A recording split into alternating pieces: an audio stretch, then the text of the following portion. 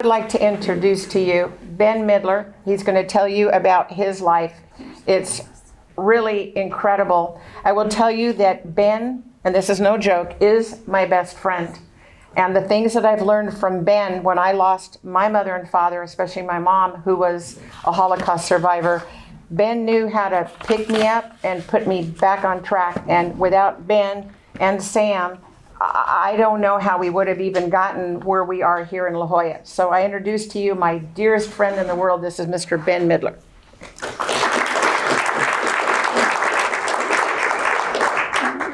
Thank you for coming.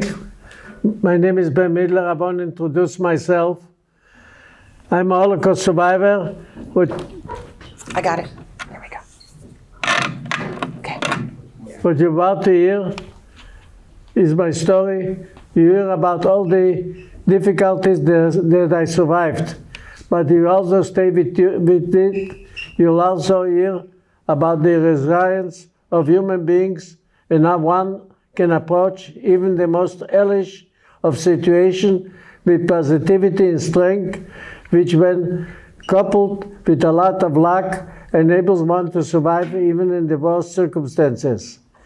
My positive mentality enabled me to build a wonderful life with my wife from Egypt, to whom I was married for 70 years. My 3 daughters and 6 grandchildren and 6 great-grandchildren. I'm a survivor. I'm not a victim. And I don't live with the past. For me, the love that I had for my family in the hope that I would see them again after liberation focused me and gave me the strength to survive. I'm amongst the luckiest of Holocaust survivors. I'm a miracle survivor. I'm also amongst the last of Holocaust survivors today. I was invited by the Polish government in August of last year to the memorial celebration of 80 years from the ghetto uprising, where the Jewish people in my town of Bialystok, Poland, fought against the Nazis.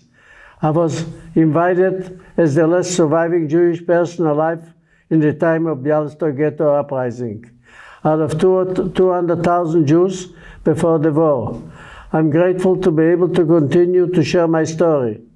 I hope that my story is a caution to future generations, firstly to remember the Holocaust as a way of fighting Holocaust denial, as also a warning that we should oppose racism, hatred, bigotry in all forms, in all types of people, including but not limited to the hatred that is anti-Semitism.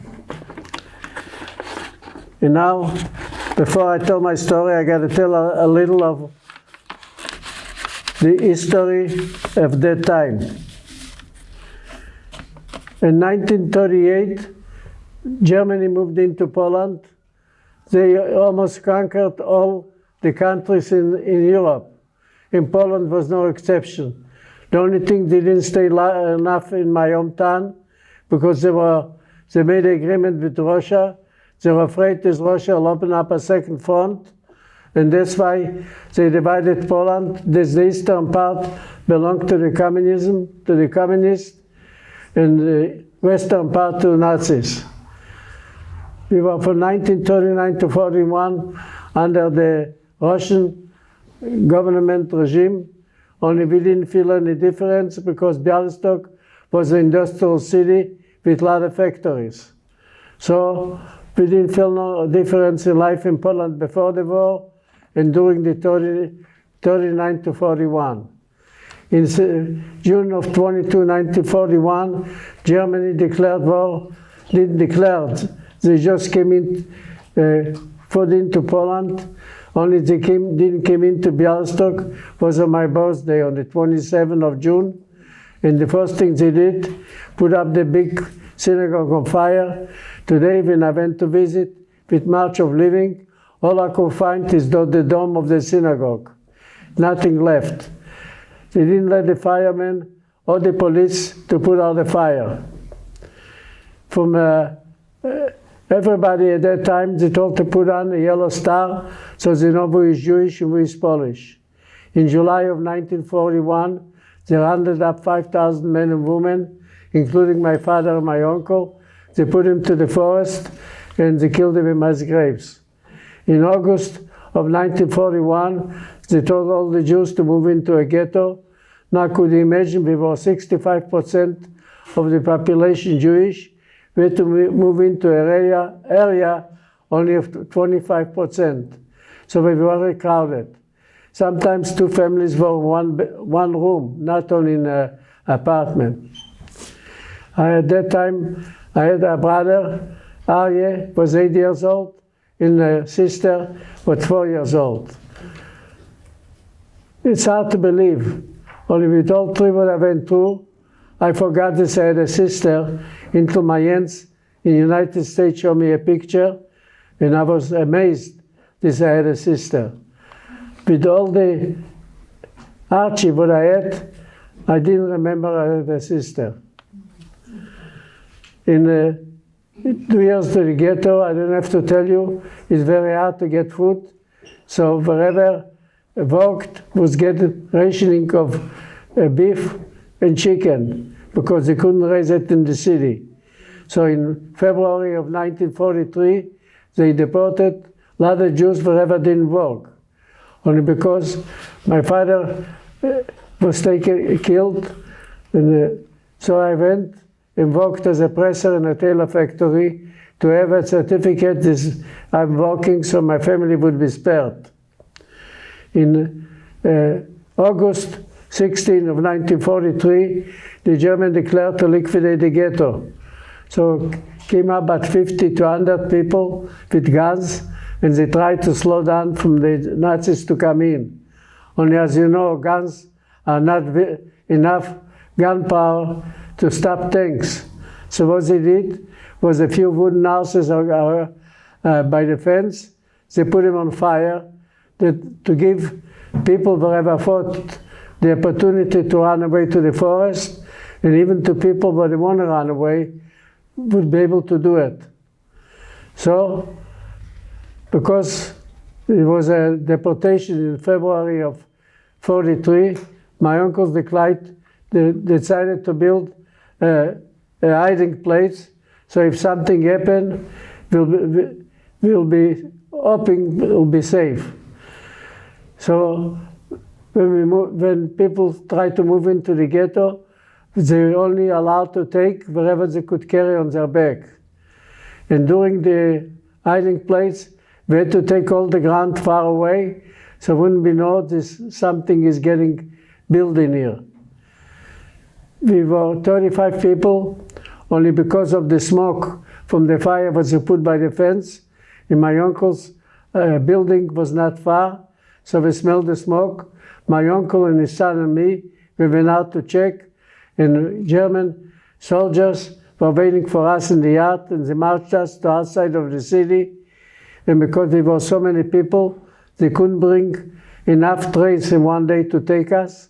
On the third day, people, officers and soldiers with sticks with round handles, rounded up around their neck, and they picked up 500 men, put it in 3 separate cars. Looking today back, that's only God's miracle.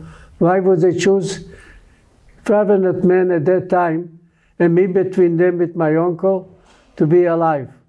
So instead, all the people, if you know, there was no Jews wherever went to Treblinka. There was an extermination camp. Nobody came back. Because these 3 cars they put on the end of the train and put them on a side rail line. Locomotive came back and took us to the first camp, Majdanek. All I could say is hard to believe. Only I was in 6 camps. I even got a certificate from the Red Cross. The Red Cross took over all the archives from Germany, and it shows my number, what I still got on my end.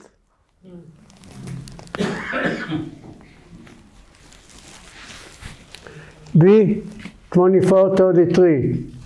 The number and my date of my birth, June 27, 1928. I'll be 97 in June. I still exercise and learn bridge. Years is just a number by me. But somebody else's difference, only I figured Wherever I could do, I'll do it. When there is a will, there is a way. There's a lot of things I did, and I hit my goal. Nothing is too hard for me if you want to try it. Nothing is too hard for anybody if he wants to do it. There's a lot of examples when I talk, when I speak, I'll explain. You'll see that was true. In Majdanek, I was with my uncle and his son, and one day came over a nice dressed man and a few officers, and they asked, what kind of work did you do in ghetto? We didn't know why. So my uncle, because he was auto mechanic, so he told me I should say the same, we'll be together. And you know, at that time, a long time ago, 85 years ago, nobody is questioning older people. If older people or parents talk to you, that's God say to you. You got to do it. So I listened. The only thing he came to me, they asked me when I walked in the ghetto, I got scared, and I told him I was a oppressor. So ask me, how come a young lad like you, 15 years old, was a oppressor? So I told him my father died. I didn't tell him he got killed. And I was the oldest in the family, and I had to support them, so I went to work. You like the answer?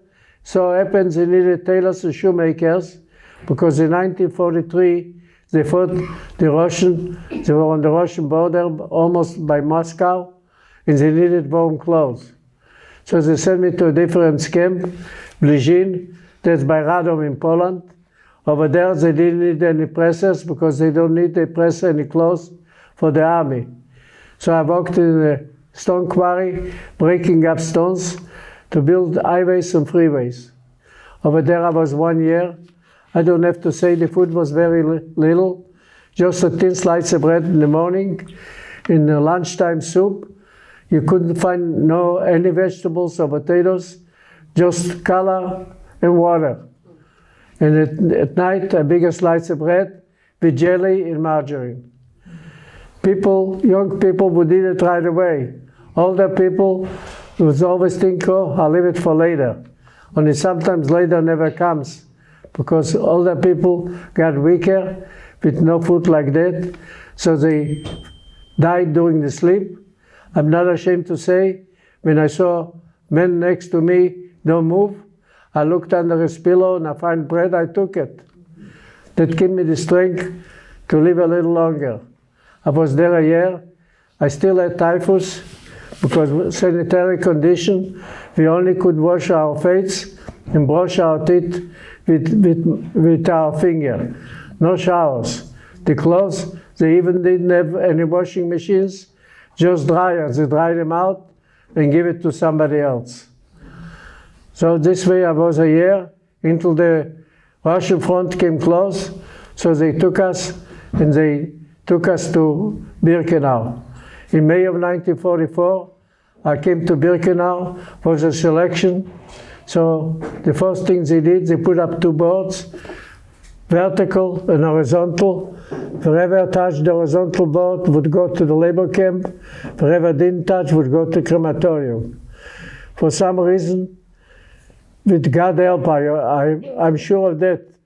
God told me what to do, otherwise, what would I know to do? I stand up on my toes, and sure enough, I touched the top board, and I was sent to labor camp.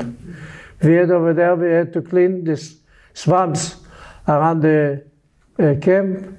We had to dig in the ground deep to put in pipes to drain the water. I was there only 6 months, because the Russian front came close. In December of 1944, they couldn't bring trains to take us to another camp. So they marched us in December with very light jackets. It's not a jacket, you could say. It's like between a jacket and a shirt and pants. And they walked us for a week in the cold weather. Was even 20 below. We walked for a week until we got to the border. Over there, train were waiting for us. they took us to Sachsenhausen. I was there a couple months, and they come up and they asked for volunteers. I volunteered. I figured the other camp can't be any worse from the one I am. And the only thing is, maybe you'll get me through it, and I'll be able to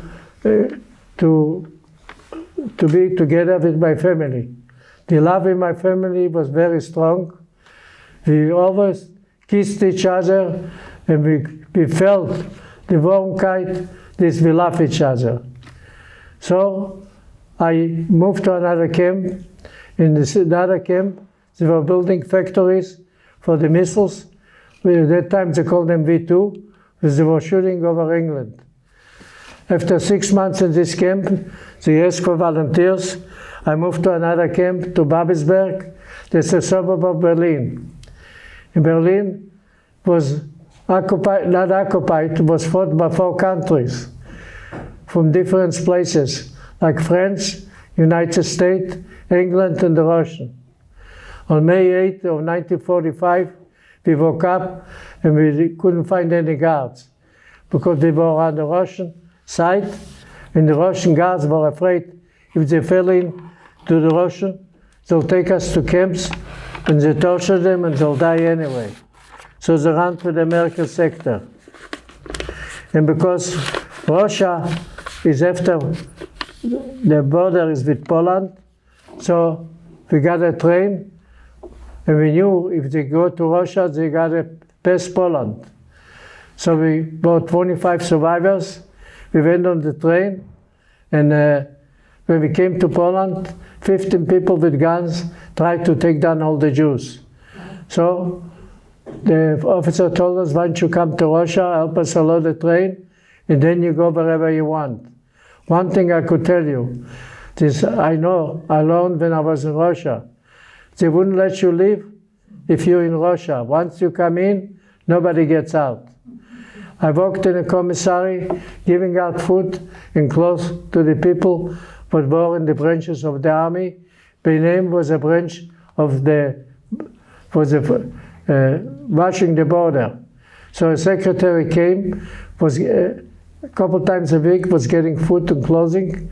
So I prepared to bribe her with 2 bottles of vodka. I told her I found my family and I would like to have 2 weeks vacation.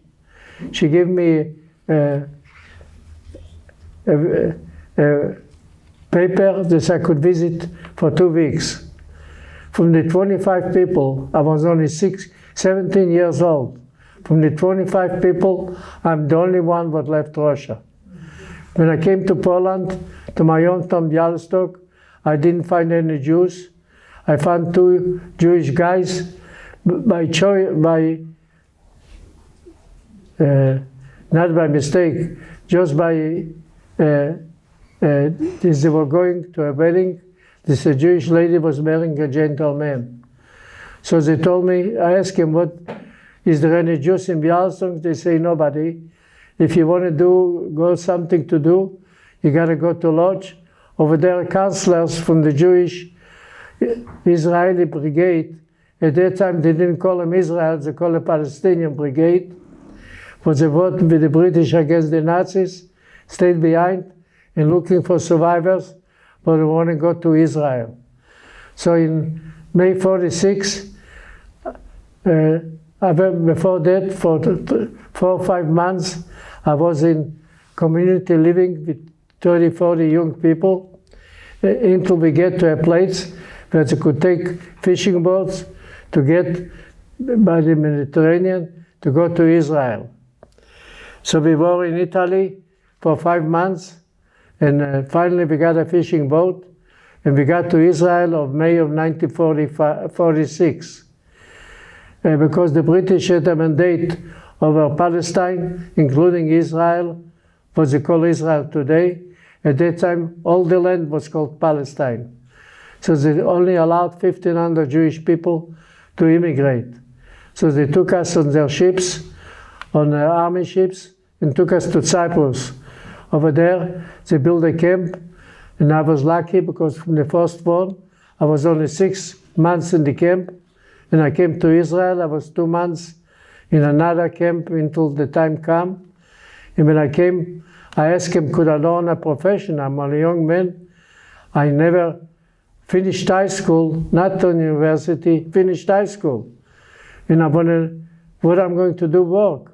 So they told me the only thing you could do to go to agriculture school, study 4 hours or learn 4 hours. That's where I went. In 1947, the UN declared the Jewish people should have their own land.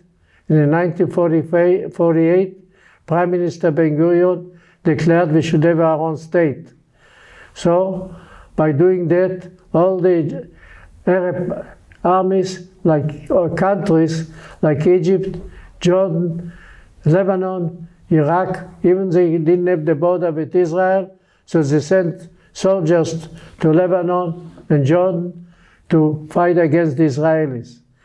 So they needed people to the army. I was at that time 18 years old. I was drafted. I was 2 years in the army. At that time they didn't call the Israel Defense Forces. Like today they call them IDF.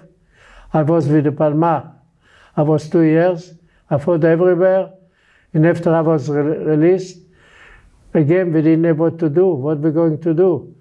Lucky, we got together 30 young people like me from school. We decided to go build a farmer's village. Because I didn't like to be a farmer, so I walked around their grocery store. During this time, because we had a counselor from another farmer's village, he told us there was a school just with girls. Why don't we go, we meet him, and to have friends. So we went, we met, the school was at only girls. I met my future wife. I only dated her for 8 months. I got married. We had a double wedding. Not she got married. Even her sister married my best friend. We had a double wedding. Here I want to show you one thing. Because I never forget the past. Only I don't live with it. My friend, 55 years old, got a stroke and he died. Why did he die? He had 5 brothers and sisters. He could never forget them. When I got married, I even didn't talk to my kids about it as I was in the Holocaust. I even didn't tell my wife because I didn't want to bring in trouble to them. Since then, one thing I had in my mind, how to better myself and how to raise a family. And that keeps me going. And when I was 16, 17, they started asking me. Then they were old enough to understand. Then I started talking and I told them, that's my past, only I don't live with it. I want to live a regular life and raise a good family. At that time in Israel, I had 2 daughters. And then I find out I had aunts in the United States. How did I find out? I had my mother's sister got married in 1938, and I remembered her married name. If I would know just her maiden name, I would never find her. So when I was in Cyprus, a guy said, I'm writing a letter to my family in Argentina. Oh, I say, I got one too. So I wrote, tell them to write about me and find out they are neighbors. So she wrote to the people in America, and I didn't look for them, they looked for me. Because my grandfather, from my mother's side, father, had 11 kids. 3 in Argentina, 3 in the United States, and 5 in Poland. From the 5 families in Poland, I'm the only one survivor. So they say, because you're the only one survived, we want you should be with us. So in 1959, I moved to the United States. Because my father was a milk distributor, the only profession I had, milk. So I went and I worked in Chicago in a milk dairy. I worked there for 20 years. My future, what is now my son-in-law, at that time he was my boyfriend of my daughter. He had with his father, they had 2 auto parts stores, and they're far apart. And his father had heart trouble, and his brother died about half a year ago, and he wants his father should be alive. So he told him, why we hire Ben to be a manager of one of the stores, because the stores were not close by, they were far apart, like 25 miles from each other. So I went to work. After a couple of months, his father said I could do it. So, because I took leave of absence, I went back to the dairy. 8 months later, his father died. At that time, he was already married, because my daughter married in 75, and it was in 1978. He came to me, would you like to buy the auto parts store? Now I'm a kid of 30 or 50, how could I go and buy a store when I didn't finish even high school, not only university? I didn't took business classes, and they asked me if I want to buy it. I say, sure. Even my wife asked him, you think you could do it? I say, I have to do it. What do you mean? So I bought a store. I was for 5 years. And at the age of 62, I got prostate cancer. It's already now 60 years, 25. I was in 35 years. In 1990, I had the surgery. When the surgeon asked me, would you like to do just the prostate or complete? I say, in the army they say, cut it out. So they cut out even the tubes. And when you get prostate cancer, you can't walk, you got to take off. So I sold the store, and at that time I moved to California. The reason I moved to, I had asthma. And asthma in Chicago is very cold. Every day when I finished my job in the store, when I came home, I had to lie down to catch a breath. So I saw it's no life. So somebody told me, why not move to Rancho Bernardo? So in Rancho Bernardo, I lived for 27 years, and I still went back to work in the dairy. So nothing went away from me. The only thing is, I didn't own the dairy, I only worked with somebody else. And then I had another daughter, so I had 3 daughters. And my life was going on good, because I always live positive. Always think what to do tomorrow. Yes, by me the motto is, yesterday was gone, today is today, and tomorrow is be a better day. When I talk to the students, I tell them, nothing is too hard, just do it. Study good, choose any profession you want, because you could be a doctor, a lawyer, or anything else you want, only you gotta want to do it. Nothing is hard. Everything will come your way. Just do it.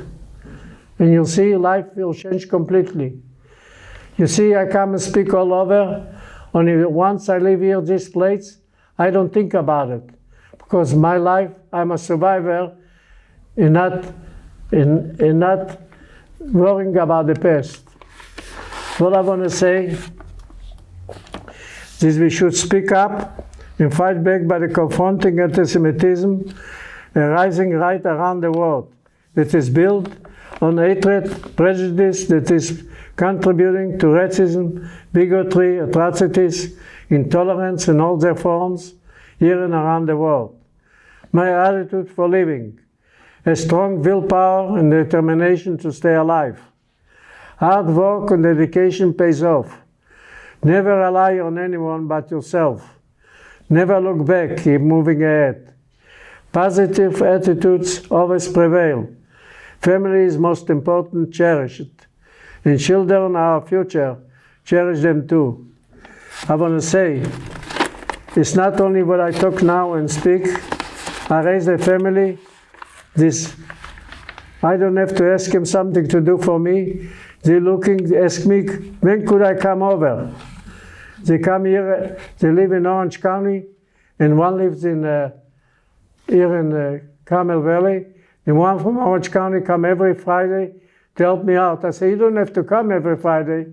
They say, only we want to come. You see, there's a difference. How you look on life, they look the same thing, but I put them in their mind. You got to do wherever you want to do it, do it. Don't think twice. Everything will work your way. God always will be with you because you're honest. My daughter even wrote, and I can't read it to you, she wrote 10 lessons I learned from my dad. And she even spoke to the Museum of Intolerance in Los Angeles. So you see, everything is be positive. And they got 3 daughters, they got nice families. Everybody had 2 kids. This means I got 6 grandchildren, and today I had 6 great-grandchildren. Even the grandchildren came up last year, and they say, Grandpa, you gotta come speak to our schools. So in June of last year, I went to London to speak to 5 schools. You see, nothing is too hard for me. I go anywhere. And this is my 3rd time I go to Poland and Israel. The reason I go, I wanted to tell the people about the event, and they ask me, you come to the place where you spend your childhood. Doesn't bother you? I say, wherever is the past is the past. I'm here now. I'm here now, what was 85 years ago. I'm today because I want to explain to you, I'm a witness of the Holocaust. There's plenty of deniers. They think the Holocaust still didn't exist. Only I want to tell you, you listen to me, today you are witness like me. Thank you.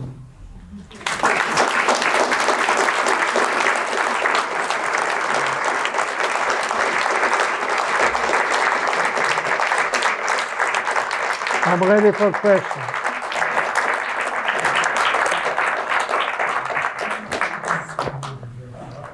Well, I'm going to ask the first question. Did you write a book? I wrote a book, The Child Survivor from Bialystok, Poland. You see, I'm not here to sell books. That's why I didn't come up. Only Amazon got my book, and wherever you want, you could buy from Amazon for $10. Sam, do you have a question? Yeah, could you repeat your motto again, Ben? Can you repeat your motto? Repeat your motto. Yesterday is gone, today is today. Today and tomorrow will be a better day. One more time.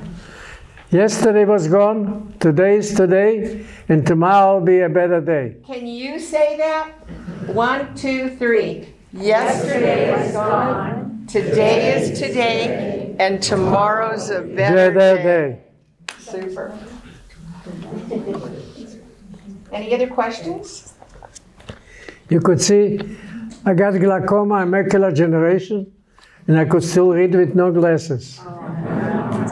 And I'm not young, I'm 97 in June.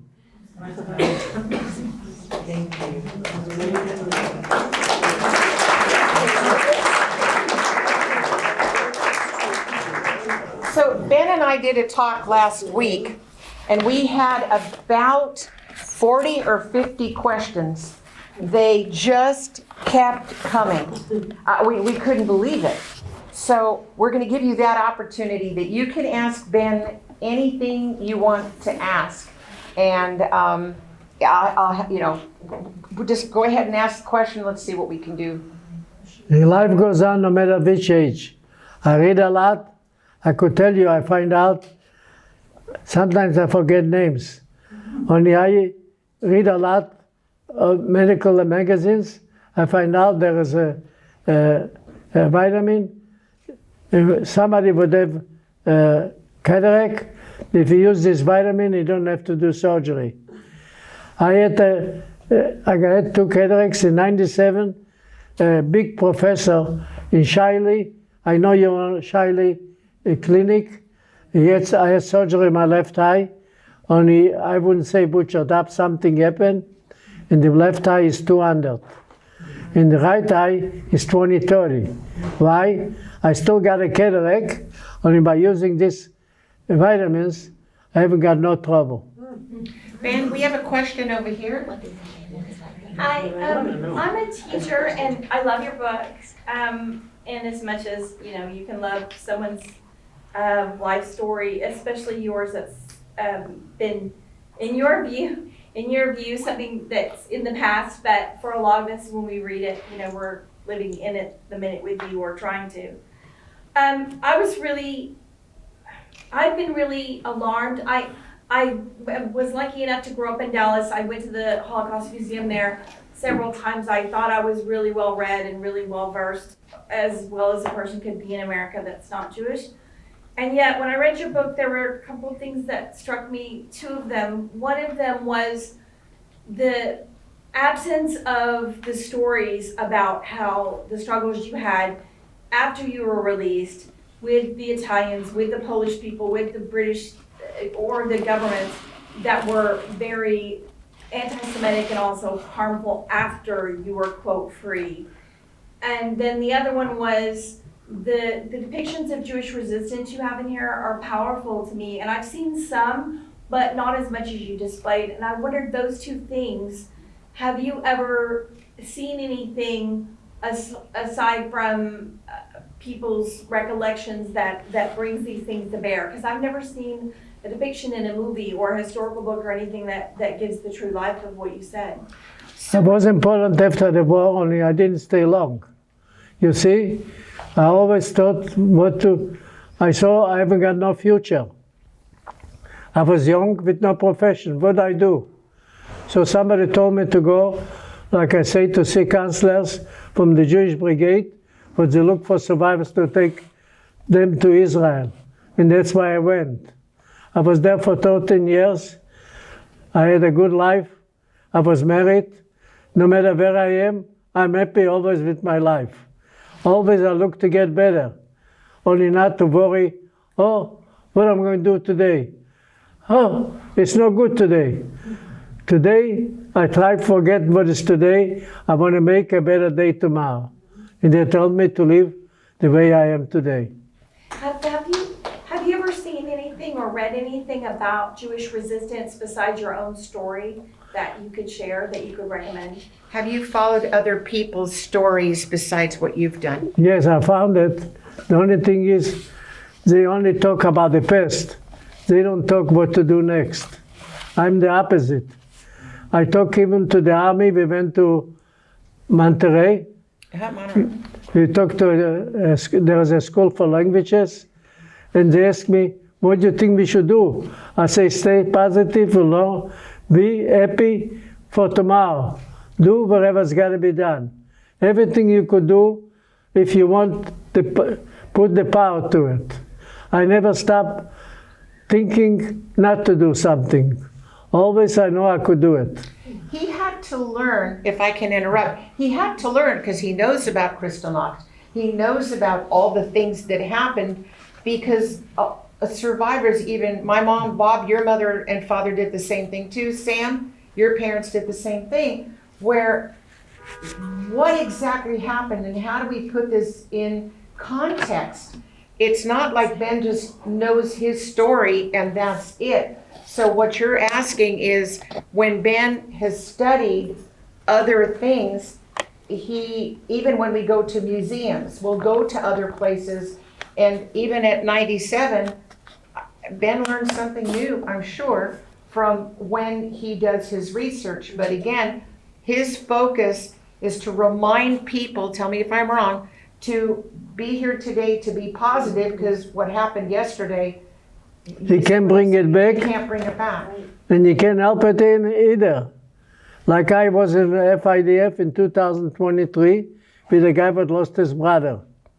I find out, I came to him and I told him, listen, I went through, I lost all my family, not only your brother.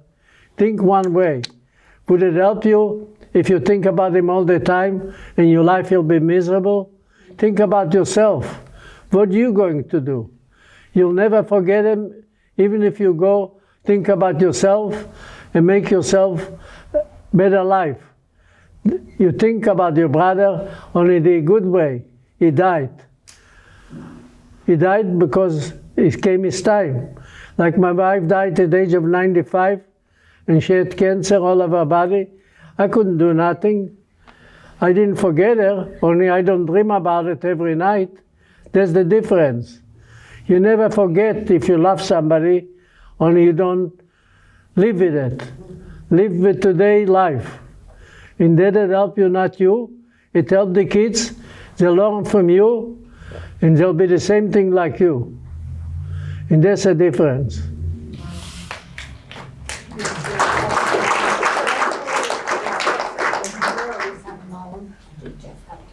Thank you for your story. It's inspirational, and it just gives you pause to think about everything that any one of us have gone through and how we use that as a touchstone to our past and not forget.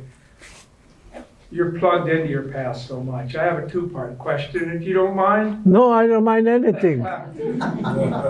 When you travel, Yes, like you're gonna go to Poland, yes. if I heard you correctly, do you go alone? Do you go with someone from a family or an escort or something? Are you going With my by daughter. yourself?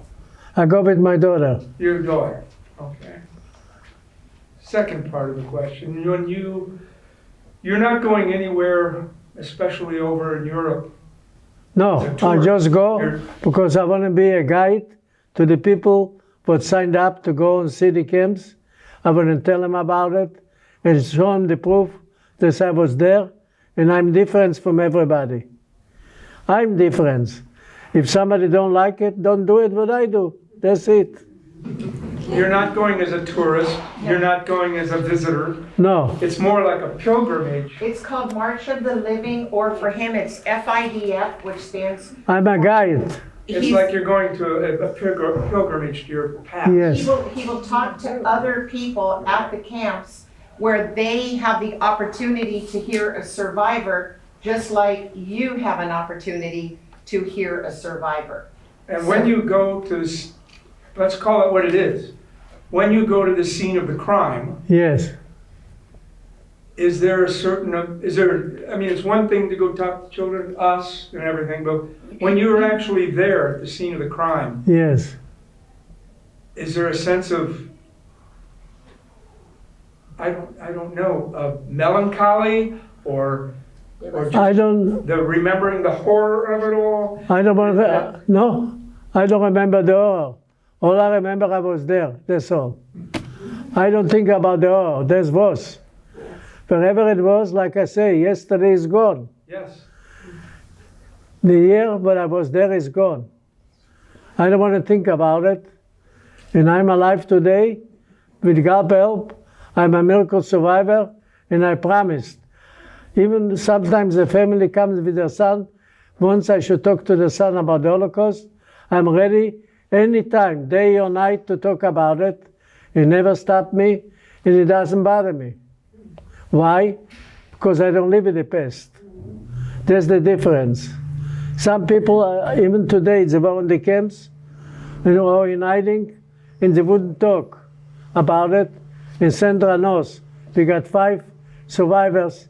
I live in a senior housing in La Casta Glen in Carlsbad, and there's a lady who was in Birkenau, in Buchenwald, in a camp, and she wouldn't talk for now. Even if you pay her, she wouldn't talk.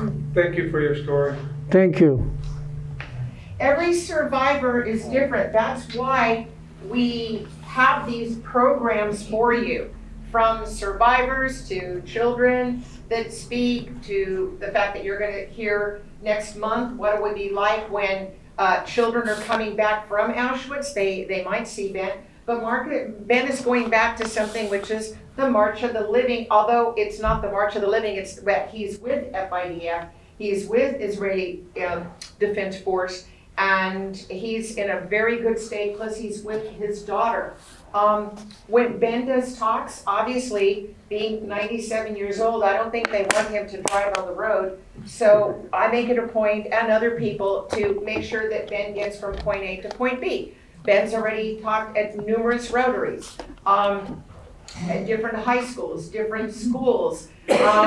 What he would appreciate is that he doesn't have to speak at 8 o'clock in the morning. That's a little too early for him. But other than that, And I can speak when I play bridge. and he doesn't want to talk when he plays bridge.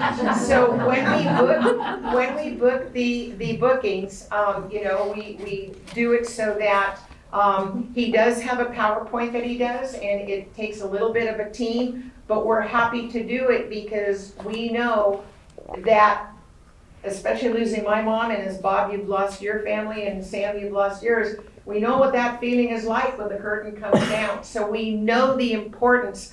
I know how much Ben loves to speak to a group. I get it and I understand it, and I'll do everything in my power to make sure that his voice can be heard, because it's so important. Yes, sir. You're very, very positive. I'm curious, have you always been this positive? When you were young, did you have the same attitude, or? When I was young, when I was You've always been this happy. Have you always been positive? since I was married, I'm the same way. It must have been very hard to get to that point. I didn't talk to my kids until 15, 17 years old. First thing, I didn't want to bother them. When they're young, they'll feel sorry for me and they'll suffer. Why should they suffer for things that they didn't do? When they're 15, 17, they'll understand more if I say. And I don't tell them the very hardship. I tell them I went through the camps and my life was miserable. I went through it because I didn't live in the past, I lived for tomorrow. I was always positive. Why would I go from one camp to another? Sometimes it could be even worse, you don't know. Only that's why you take a chance. My mind was, nothing could be any worse than one what I am. And just to keep going, because if you love somebody in a family, you want to be together. And that gives me the strength to go through all the hardship. Didn't matter for me. Nothing at all. To work in a dairy is not easy too. It didn't bother me because I wanted. Like I lived in Chicago in an apartment in one bedroom with 2 kids. So we slept in the living room. So I want to have a house by itself. I went to work 2 jobs. I went in a lot of trailer from 4 to 8 to give out to the vendors milk and take in the empties, and go 12 o'clock to 8 to 7 to 10 sometimes, work in the milk dairy, a regular schedule. It didn't bother me because I had a goal. I want to get a house to live a regular life. And that keeps me going. Always you got to have a goal in your life, what you want to do. A goal in life, like I say, you could be anything to the kids, only if you want it. Nothing is too hard against your willpower. Thank you. I'll give you an example of some questions we get from the students. Sir, did you talk to anybody when you were in the camps? How could you talk? I was a child. Would you talk to a child of 15? If a child comes to you, wants to speak to you, would you talk to him? Yeah. No. I didn't have no friends, you see? When you realized that you wanted to see your family so badly, when did you realize that you had a baby sister? When did it hit you that while you were thinking about your mother, father, brother, that you remembered you had your sister? When I came to the United States, they showed me a picture. This I had a brother and sister, and I forgot. With all the pain that I had, I forgot this I had a sister. The other question we get is, tell me how you got tattooed. When you go to like I talked before about the selection, when you touch the top board, when you get selected to go to the labor camp, was Dr. Mengele, the one was doing the selection, who is going to the crematorium, who to the labor camp, was people, prisoners like me, having not barbers, just to cut off the hair, to be bald, and there was 3 tables, because they were doing tattoos on the arms. Who did the tattooing, Jews or Nazis? Jews. What did the Nazis do? They just looked at you. They just stood back and looked. These are the questions that we get from the students. We learn so much from the questions that we do. This gives you an idea. Yes, ma'am. I have another question if I can. Sure, of course. I read that when you immigrated that you had 4 suitcases, I think, 3 with clothes and things for your family, and 1 with books. And you said the one with books mostly had the Jewish encyclopedia in it, am I right? Do you remember any of the other books that were in it? You had 3 suitcases, one Yeah, suitcase. one just book. Yeah. What was in that suitcase What were the besides the books? encyclopedia? Hebrew books and the encyclopedia. And the reason for that, because I always like to study. I never gave up. That's why I'm reading a lot now, even too. I don't read just books, fiction. I like magazines because sometimes the truth is in there. Sometimes they say the way they want it, only always you want to hear somebody else what's their mind. So you read different, like I could read the Times magazine or I read People's magazine. Everybody got a different outlook of life. And if you read both, you know both answers. Now you got to choose which one you want. There's a difference. He's an iPhone wizard. I have learned so much from Ben, where he takes his iPhone and dum dum dum dum. Hey, did you hear? And I'm like, I'm blown away. I take blood pressure to go straight to my cell phone. And it shows how much I got. And walking. He does about 4,000 to 5,000 steps a day. Pretty amazing. Yes, sir. Yeah, my question is what role has Judaism played in your life, Ben, and your faith in God or faith in general? What role has Judaism played in your life and your faith? Believing in God. That's the faith. What believed give me the strength to be what I am. And I'm not very religious. I still go for the holidays to the temple. Only God is always in my mind because He gave me life. And there's nothing that you could replay or think this I'm alive today. Yes, sir. You had mentioned that when the Russian front was approaching the camp you were in, the Nazis evacuated you to a different camp in December and did a forced march. I'm just curious, how many people started that march and how many people finished it? When you were on the march, how many people started it and how many people To were where? there that was left when you were on the march? March to where? When you were in Evacuated the Russian. into Russia? No. No? So when the Russian army was When the closing Russian in, army came? you said that in December they evacuated you from one camp to a different camp. How many people started from the one camp and how many people ended in the other? That I don't know. I didn't look and didn't count. They asked me, I'm moving. Did a lot of people die along the way? That I don't know.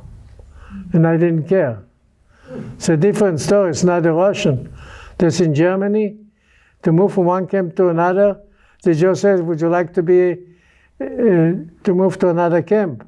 I volunteered. And I said why I volunteered, because my goal was to be reunited with my family. And I thought any camp couldn't be any worse wherever I am. If it's worse, I went through worse before, so nothing could be any worse. So what makes a difference? I'll move. And that's what I did. We have a survivor upstairs in the exhibit who walked 50 miles. My mom walked about 25 in a 2.5-week period. Bob, did your mom, dad do any walking? Not that kind of walking. So when again, you've got trains, and then they ended up getting the tracks got bombed, and then as people got off the trains, and then the Russians came and the Germans ran, and now, it's you have to know how to be. So it depends on which area you were, in which camp you were. Yeah, every survivor story is going to be different. Yes, my dearest. Could you please remind me, how old were you when you were liberated? And how old were you when you were 17. liberated? How much, 17? 17. The picture on the book, that's when I was liberated. Oh, wow. Bob, and then you? Bob? If I heard correctly, you were in the location where there was assembly of the V2 rockets. Is that right? Do you remember where the V2 rockets were? You were in an area where the Yes, V2 that's rockets. all. When you were there, I've heard some stories about that. I've heard it was, were you in a tunnel that was protected from bombing? Not in a tunnel. We were on the mountain building factories to build the V2, that's the missiles. Okay. Did you see folks? I didn't stay there to finish building because I moved to another camp. Okay. Did you see prisoners do some acts of sabotage when they were No. building the facilities? No. No, okay. Sir?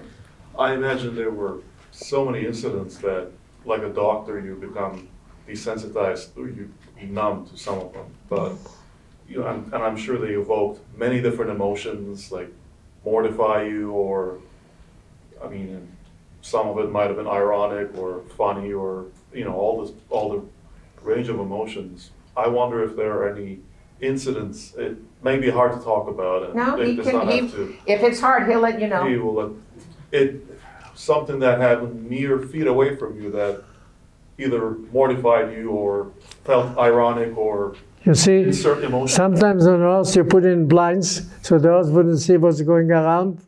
That's where I went. My eyes were to go forwards. I didn't see no left and no right and no back. Do you remember something emotionally that you can look back at and say that that was extremely traumatizing? No, No, because you were just focused, you didn't say anything. I to didn't anyone. say anything and I didn't look for nothing. Just keep going forward. He had that goal, I know this just from talking with Ben, if it's okay. He had that goal to see his family and nothing else mattered. Is that Nothing correct? else matters. Nothing else mattered. He just, all he could see was his brother and his mother and his father and his uncles. That's all he wanted to see. Oh, and those people were where? They ended up dying They ended up dying in Treblinka. in Treblinka. And when you found that out, how did it affect you emotionally, knowing what had happened? I know it's happened to all the Jews. It's affected me very much. Only if I think that I can't help it, what should I do? I can't sit down and cry day and night. He Life goes on. other people, and that he wasn't alone in that. But it was, you And he know, only found out after liberation? yes, Yes. yeah, yeah. Yes, ma'am. And then, sir? I was just interested to know what languages you speak. What languages do you speak, Ben? Now I forgot a lot of languages because when I was married, my wife was from Egypt, and she talked 5 languages, but I didn't speak. So all I speak is Yiddish, Hebrew, and English. Once in a while, if somebody speaks Polish, he doesn't. I remember that full he'll name. remember it, and then all of a sudden he'll answer it, and he'll go, "Oh, I guess it's coming back," which is pretty fun. When we spoke at the Language Institute, again, the focus at the Language Institute was to make sure that our soldiers who went to this very elite language school continued learning a second language, because it's so important as you go into foreign countries that you got a gist of it. And that's what Ben was the speaker to let people know the importance of that second language. Sir? Yeah, I was wondering, your whole survival was based on getting back to your family. Did any photos survive from your past? My aunts in the United States had all my photos. I didn't have any photos because when you go to the camps, not only they take everything away, I'm sorry to say, they even look in you behind if you didn't have any jewelry. So how could you have pictures? Can you say that again? What happened is that it was so traumatic that they look for everything when you're leaving and coming. It's, yeah, and what happened is that that they even looked in your behind. And what are you going to do? Put photos in your behind? I mean, what's yeah. So he was from Poland, for those Yes. of us who. He was from Poland, from And Bialystok. how many languages would someone from Poland born in that you would speak? Normally, how many people from Poland would speak other languages besides Polish? Not too many. Not too many. How many what languages does he? And can you repeat again how many languages you speak? English? English, Hebrew, Hebrew, and Yiddish. and Yiddish. English, Hebrew, Polish? And Yiddish. Yiddish. Yiddish I'll never forget, even I don't speak. Comes back to him when he hears somebody speaking, like if they say, hi, how are you, or whatever, and then all of a sudden, hey, he remembered. Oh, that's pretty cool. There was a question over here. Yeah. Oh my God, how are you? Hold on. I remember when you spoke about your mom. How are you? Good. I remember when you spoke about your mom and how she said Dr. Mengele was a good-looking man. What was he thinking? How did you think Dr. Mengele looked? Did you think he was a good-looking man? Very good looking.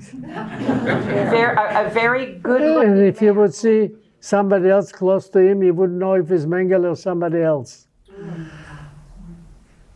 Now I got to tell you, I spoke out in Hamul, and this is one of the students from Hamul. So from Hamul to La Jolla, yippee, we did it.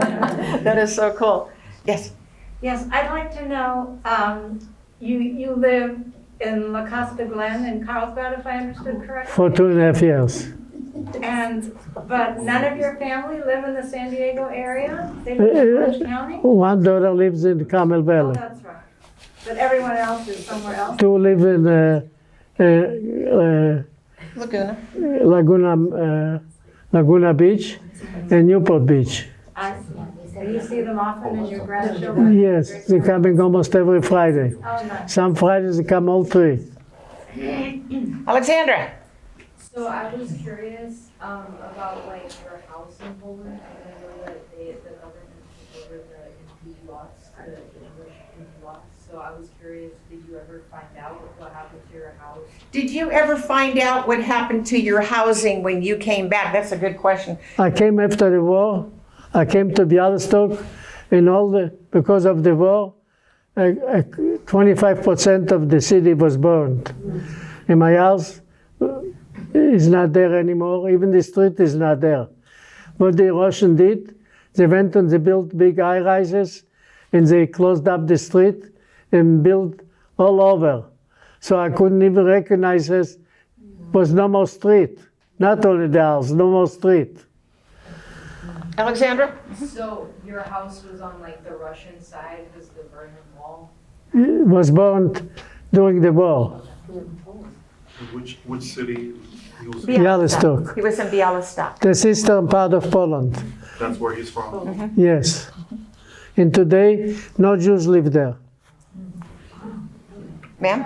Since he was young and in severe conditions, how sick did he get while in the camps? You were young, no food. How sick did you get? What were things that had happened to you? I had typhus. Did you have measles? I had measles when I got liberated. That's one of the things this helped me to stay alive, and I'll tell you why. When we got liberated in May 1945, we were in a suburb. Everybody was running because we were in a suburb. Everybody was running to get food. I didn't run because I had red spots on my body. So they find out they didn't know what it is. They took me to the hospital. People would run to the houses to get food. They died from overeating because their stomach couldn't take the food, and they got dysentery and they died. I got the measles, so they took me to the hospital. That's one of the miracles that I'm alive today. Okay, you want to hear my favorite question? What does BEN stand for? B-E-N. B? Be educated. Educated now. Now.